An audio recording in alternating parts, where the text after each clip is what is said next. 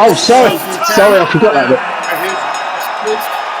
This is my co-host, Andrew the Boxing Brain. Bosh. And the topic of the day is the trilogy fight between Linden Arthur and Anthony Yarde. The trilogy, Chris, that nobody asked for, nobody wanted. And my first question to you, and you're going to like this one, is, and it's going to be in the title.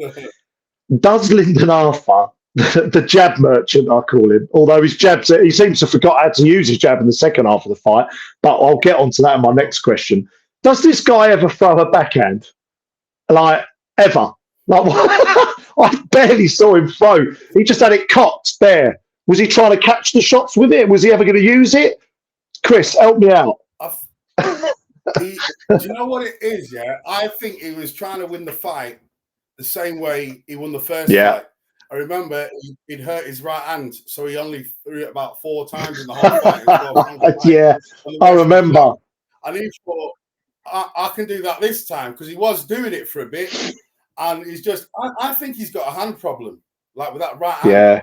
Because he never throws. I didn't consider that, Chris. That's why I like to get your kind of brain involved, because I hadn't considered. I was thinking, is he gun shy of it? I know he loves the jab, but then he's not the most heavy-handed, but we do know in the high weight divisions, and is he got to have? And I forgot in the first fight. Yeah, so is that what it is? Is he a little bit worried about breaking his hand? Maybe you've answered the question. And same with the Liam Cameron fight as well.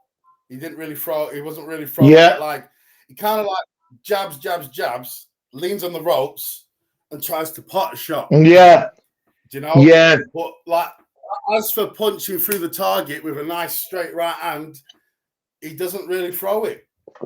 I think, and I'll come to my next question in a minute, which is more of a statement. But also, I think I find him really boring to watch. Like, he's just quite one dimensional. He moves quite well. He has got a nice jab. He's very kind of. He does what he does, and he does it okay. But I've got the word for you: sparring partner mode. Yeah, that's what it looked like. Me and Josh, when we were watching it, we said this looks like a bit of a spar, like. But where was sometimes kind of mixing it up as Yarde's kind of putting the pressure on coming in. This is kind of, I suppose, another question I'm adding. Kind of throwing an uppercut as he comes in, trying to kind of lead with shorten up the right hand and maybe bring that in.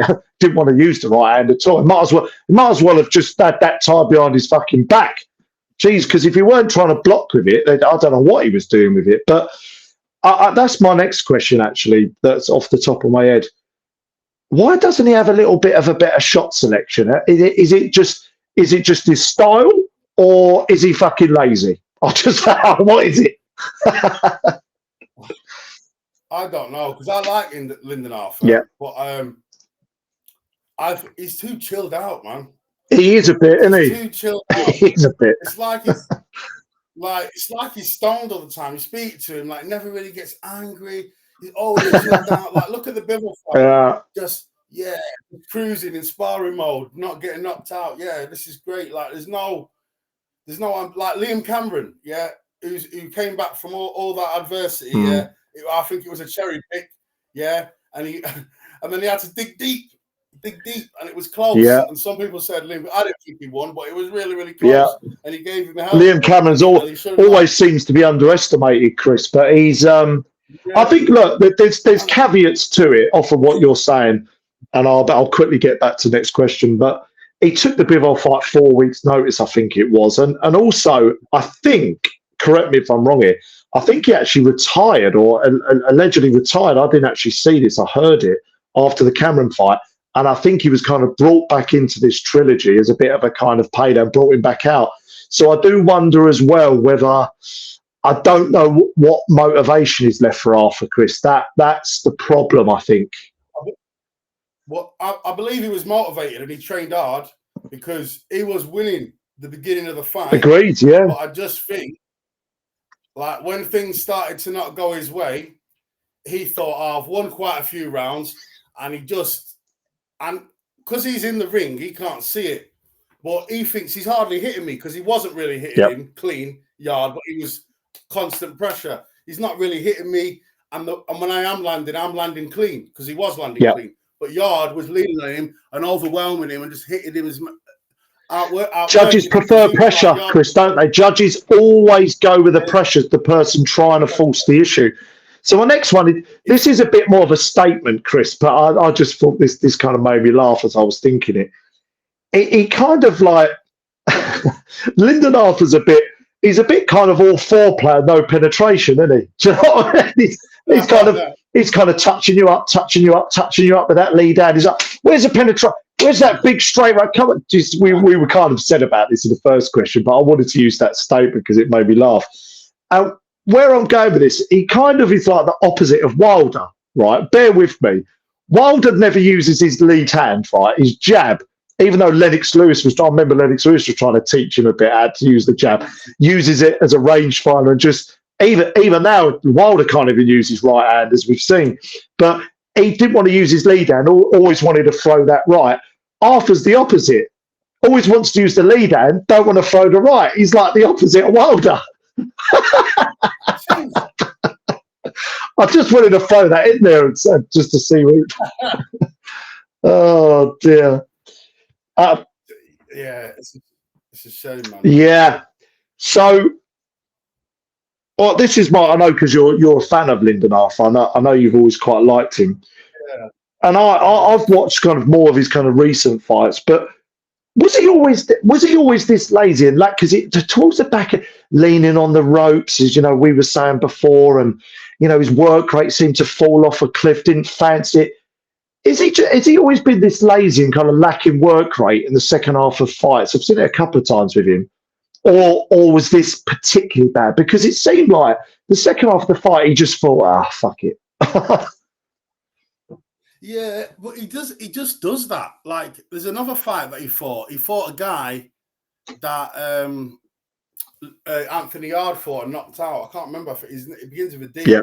But anyway, he just switches off and he goes into sparring partner mode. Yeah. Leaning on the ropes, pinging his jab out, just gets through the rounds. And he's losing him and he's daydreaming. Yeah. Because in that fight, he was winning and the jab was landing. I agree. And Yarde made the adjustment and because Yarde's timing was off, man.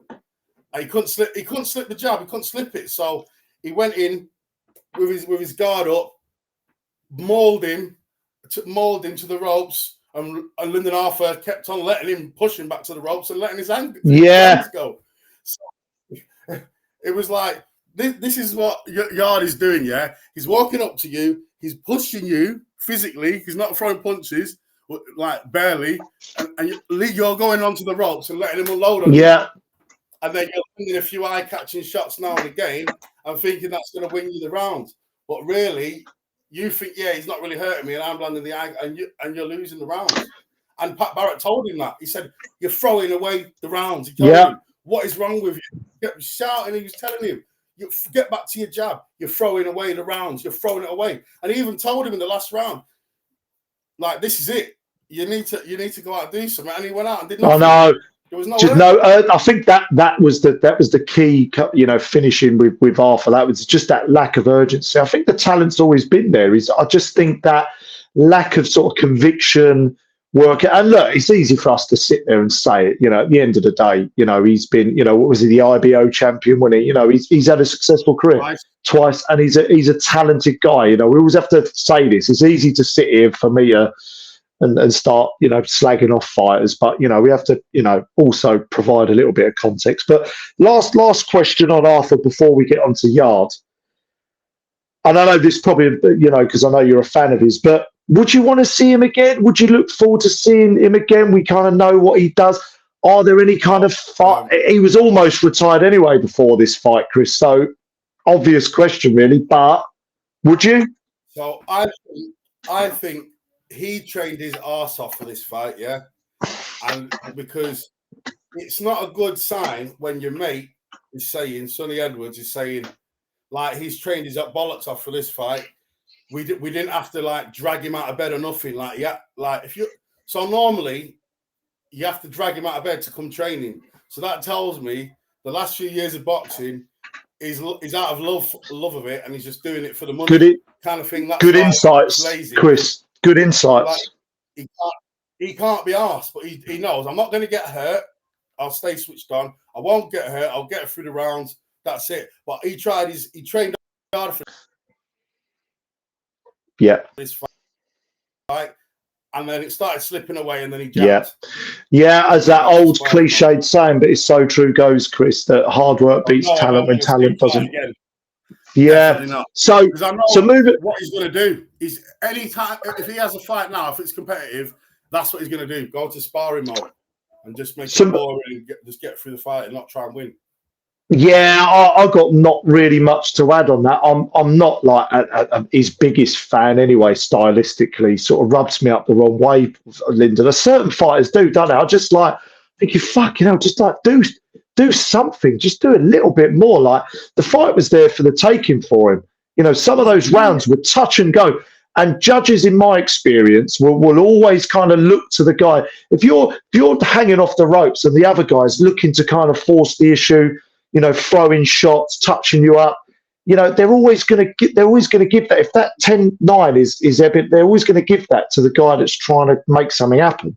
And you can't just like Yarde made an adjustment, so you need to make an adjustment. You can't just walk to the back of the ropes, lean on them, and that's it. Unless you hurt. I had one other question actually, and this is more a statement question. I personally think Arthur would be a good marker for Ben Whittaker, although I'm not sure at this point whether Linden Arthur would deserve that kind of payday against Ben Whittaker. But I kind of sort of, that would maybe be the only one. Ben Whittaker's probably, he's probably going to fight a couple of bums before, but, you know, Liam Cameron fought him, had a good fight with him. I don't know, he's a big name for Whittaker. It kind of would sell. You see where I'm going? Yeah. You know, I think it would be a good win on Ben Whittaker's resume, coming over All-American now, potentially. What do you think about that as maybe his last fight, Linden Arthur? You know, get in there with Ben Whittaker and see if he can give him some rounds, take him 12 rounds, maybe even a 12-rounder as well. Yeah, but do you know what it's going to be? It's going to be 12-round bore fest of Whittaker. Probably. Probably. Basically landing at will on Arthur, but then not being able to hurt him at all. And Arthur, now and again, landing a few jabs to show that he's still in the fight. That's what that fight's going to be. I can just see them promoting this one and liking it because Linden Arthur's a name, and he's a good name, and it's not a really dangerous fight potentially for Whittaker. So I can kind of see them wanting to make it, if you see where I'm going. Yeah. I can see him trying to making it, but I can see that I don't want to watch it. That it's going to be. I know, but there's two different things. I can see them doing it, but wanting to watch it is two different things. Right. So we got to move on to the fucking enigma that is Anthony Yarde. You know what I'm like when we talk about Yarde, because it's probably different to you, Chris. I'll just make this statement quickly. I'm a big fan. I was always a big fan of Yarde. Like, I've always liked him, but he really frustrates me. And I know you're not as big a fan as mine, but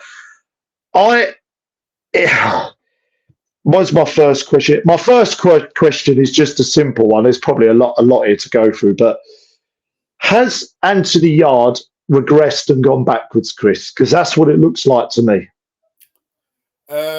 Yes and no. So right. There's two things. Yeah? Hit me with it. The Linden Arthur that he knocked out in 4 rounds, he's a lot more well experienced now, been more active. Yeah, he hasn't looked the best, but he's still been in there with the best, you know, like with Bivol and been active. So he weren't going to blow him away in 4 rounds like he did last time. And Beterbiev, yeah. Yeah. No, I mean, Yarde weren't going to blow Arthur away like he did last time. However, right. The one thing about Yarde that impressed me is with his experience, he's learned how to pace himself. And so he's still got gas in the end, in the 12th round. So if he can just like, I don't know, get his timing back. Just get his timing back. Because it was just all a bit off. Get his timing back. Decide what is he going to do. Is he going to be this? Is he going to be Mayweather? Make a decision on that. Shoulder rolling. Oh God, don't get me started on that. Like, because his reflexes aren't really like there, and it was never really that good at it anyway. But I just think, he just no.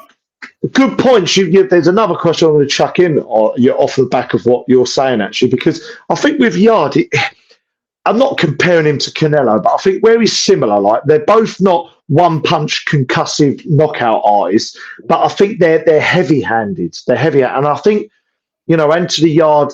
Well, we saw that massively against Kovalev, didn't we? Blowing his load. He's one of the worst guys, I think, in the modern era. I've seen for blowing his load early. Jesus Christ. We got Linden Arthur, who don't want to blow his load at all, and Anthony Yarde, who wants to blow his load straight away. I'm being terribly crude, but it's a good analogy because it's about right. He did pace himself well, and that's down to experience. That's where I was coming to, but he does. I know it's maybe not as exciting because you kind of want to see him get, because in that Arthur second fight, he just, because what I like about him doing that, and I know this is just a bit of me as the fan, is that he's betting on himself. He's like, do you know what? I've got 6 rounds in me, like full mast. And if I don't get him out of there, I'm going to be exposed, but I'm just going to go for it. And I kind of like that all or nothing approach, but that's more the entertainment in me. But I suppose now, plus he's getting a little bit older, he's got to kind of manage the fights better. But I think he's just lost a bit of pizzazz for me watching it. I just I kept wanting him to step on it a bit more. But as you say, maybe he knows that he's going to punch himself out. Exactly. Another thing that I did, like, these are the positives that I'm trying to take, that he did really good. So being balanced, we're being balanced. Instead of loading up on his punches, where he's heavy-handed, he was like Joe Calzaghe. He was slapping sometimes, and he wasn't turning his punches over fully, and he wasn't putting everything into them. He was like tip tap tap. What tip tap tap from Yarde still bloody hurts because he's so heavy-handed, and that's how he was conserving his energy. He wasn't digging in with every shot when he was close. He was slapping, bang, bang, bang, bang, land, and making sure he's landing and outworking him. And that's how he paced himself well. So that's from his experience, which is good. And Linden Arthur is a lot better than the guy that got knocked out in 4 rounds. I don't care what anyone says. Like, he is. He really wanted to win this. He trained hard for this. He really did. So we've spoke about this before in kind of Yarde previews and stuff like that, but I'm trying to think. I've been a big fan of his, as you know. I think he's he's been in there against top operators, but he's had such a strange career. He's going to be 34, I think, by the time he fights next, within the next sort of few months. He's not getting any younger. He's not going to improve anymore. I think what you're seeing is what you're going to get with him. He can tighten things up a little bit and navigate fights better. But where I'm going with this is, my question is, have you seen a fight, or can you think of a fighter in recent times, right, to memory, that's had as up and down and as strange a career as Anthony Yarde? Because I can't think of any off the top of my head that's had, 1 minute he's in against Beterbiev, Kovalev, nearly knocking Kovalev out, cusp of world level. Next minute he's fighting plumbers from Afghanistan, and never changing his coach. That I don't even. That's a whole other. Have you ever seen in the last several years such a strange career from a fighter, Chris? That you can think of. I can think of it is like back in the days when Joe Lewis used to have like the Bum a Month Club, where he just used to fight any old bum once a month for a title just to stay active. That was 100 years ago, though. Do you know what I mean? Like, so that's strange. Like, it's absolutely like, He fought Kovalev, and then he fought a guy with a losing record. He fought someone called Declan or something. Then he fought. I think who did he fight? Beterbiev. Was it Beterbiev? he fought Beterbiev, he's fought Kovalev, and then he literally goes from them to fighting just nobodies. It's really odd. The only people I can think of, Chris, right, like Anthony Fowler, maybe Scott Fitzgerald, like where you thought, oh, loads of potential, and then okay, I'm trying to think of it. It's just his career's been really mismanaged, and I don't know how much of it is him, how much of it is Tunde. I mean, he's gone back with Frank Warren. I'll come on to that in a minute. So another question was with Boxer for about a hot minute, then back with I don't understand his career, Chris. Like I'm like trying to sort of understand what is going on with him, because God knows who he's going to fight next. Fuck knows. He's gone backwards. He's definitely his timing's a bit off. His reflexes are a little bit off. He's not activity. Yeah. Activity. So he needs. If I was him, he's 34. If I was him, I wouldn't even have another fight, to be honest, because he's just been through 2 wars. This is out there. But, big statement. So are you suggesting? Because I'll do a short on this. This is interesting. Are you suggesting? If you was advising him, you'd be like, call it a day. Call it a day. That's no. One more fight, because he's just had 2 wars. Oh, sorry, I missed that bit. Right. Yeah. One more big fight. If I was him, I don't know what his schedule's like. If he's got a fight coming up, Benavidez. I think he's got a good chance of beating Benavidez. Oh, chucking that out there. Because Benavidez doesn't jab and move. He doesn't box. He's a rangy, tall guy, but we've seen it. Like I think his last fight we reviewed, he walks through people like this, like straight up. He doesn't do any angles. He doesn't slip shots like towards. He just walks you down, and that's what Anthony Yarde does. So. Yeah. And it's just going to be who hits harder, who's better conditioned. And I think because Benavidez is going to be walking forward, I think that, and he could, because of his power, Yarde, if he digs deep and he throws them partial, he could beat Benavidez. He could knock him out. I don't see. He could never win. I think he should do that fight next. My counter question to that would be, I like where you're going with that. I mean, because it wouldn't surprise you, because Anthony Yarde seems to go sort of British level, area title level, world level. Somehow he gets, Frank Warren will be able to provide him with that opportunity, no doubt. Yeah. Would Benavidez take that fight? It'd have to be a lot of money on the table, I think, for Benavidez. It's a dangerous fight for both, really. But would Benavidez fancy it, do you think? Yeah. I think he's still signed with Al Heyman, which is a problem. But I think if the money was on the table, like say Turkey Al Sheikh, and he wanted to put it on an undercard or something, I think and he said, right, come and do a fight in Saudi. I think it's happened before. Some what's it called? Al Heyman fighters have fought on the Saudi cards or Ring Magazine. I'm pretty sure. None have come to mind, but I'm pretty sure it's happened. Like the odd time. I think that should be and that's a fight that he can win because of Benavidez's style and how he goes on in fights. Like he's not disciplined. Like he really win that, and then there you go, world title. I'm assuming, right? We're assuming, just to kind of round off now. I'm assuming that he still has aspirations of winning a world title. He's come up short to a good performance against Beterbiev. And come really, really close against Kovalev as well, right? So he once upon a time he was. I just think now at 35, like literally, I even said this before this third fight with Arthur. If he's going to do it, he's going to do it now. I don't think he's got time to rebuild now. Like to have 2-3 fights the next 2 years. Oh, hang on, get his timing back. All the like you were saying, his activity's not been great. I think he's got to go in there, have the absolute can. Well, basically, right, this is what I think he should do, and he won't do it. Get rid of Tunde in there. Maybe get someone like Adam Booth in, who's quite good with that pressure front foot sort of style. He's quite good with that. Change, completely mix things up. Try and absorb, a little bit of something new in there into his arsenal. Have the absolute camp from hell, but absolutely in prime condition have one last shot of the title. And if he falls short, say, do you know what? I tried 3 times. Because what else is he going to do, Chris? He ain't going to. He can't have another just 2. What? What's he going to fight? Dan Aziz? Fucking Ben Whittaker? Like, who's he going to fight? Callum Smith, isn't it? I think. Look, listen. I put it out for like a title eliminator or something. Callum Smith Yarde or something like that. I think Callum Smith Boatsy. This from I can only judge on what I see. I think Callum Smith Boatsy stop yard.